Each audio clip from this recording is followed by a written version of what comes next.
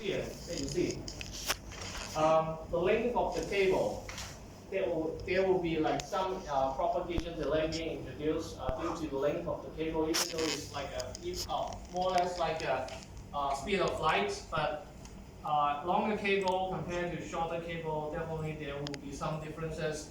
Of course, the major delay is actually coming from the Ethernet switch, because the switch itself has to process the Ethernet packet from the device, receive it, and then process it, and afterwards forward it. So there will be some processing time, and that is actually can be considered as a delay.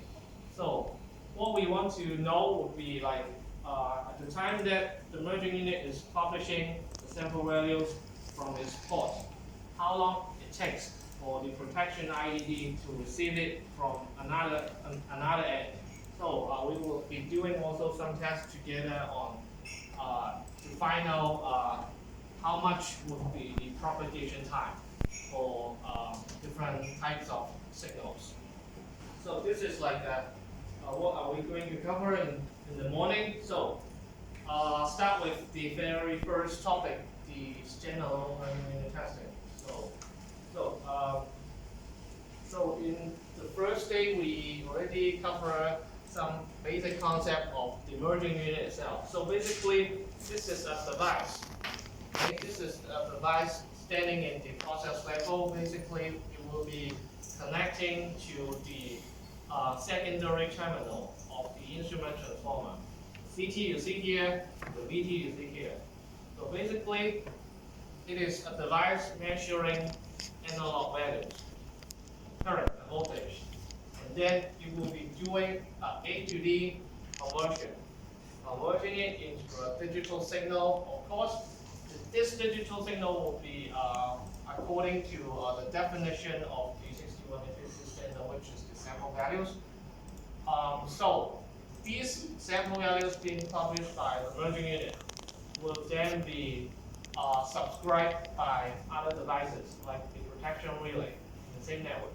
Okay, so this is a very important device here, especially for the relays. So what would be very interesting for us to know and to confirm is that what would be this A to D conversion accuracy.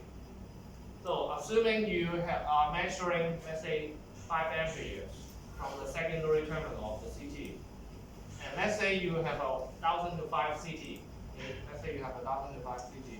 Supposedly, what you see on the sample values, the primary values, you should see 1000. Okay, so what will be interesting to know would be the accuracy for this conversion. If you get 5, you really get 1000. If the CT ratio is 1000 to 5. Okay, so this is something that we have to also check and confirm.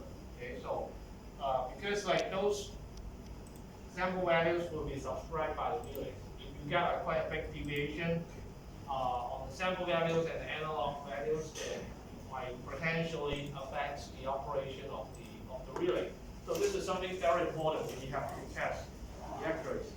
And actually, there is already a standard, for the instrument transformer, but we do have a standard I think down here.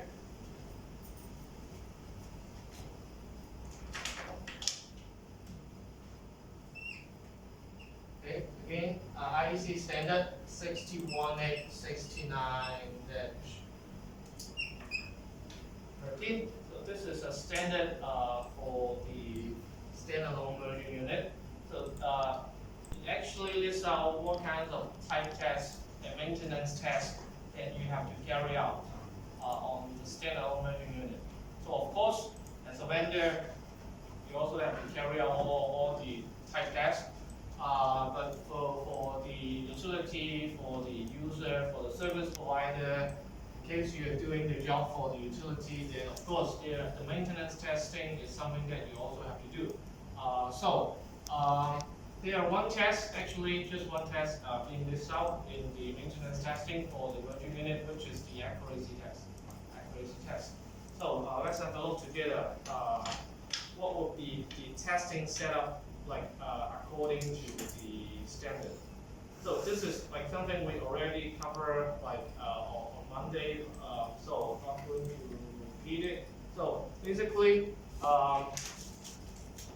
just like other messages like goods or the client server reports, the mechanism would be like you have to bring those information into the data set and then putting in the envelope of a sample value control block in this case. Okay, so there are some specific requirements for the data set or sample values. Even though there's no limitation on the numbers of channels, theoretically, according to the standard. So, but the only requirement would be the you can only put the values for the TCTR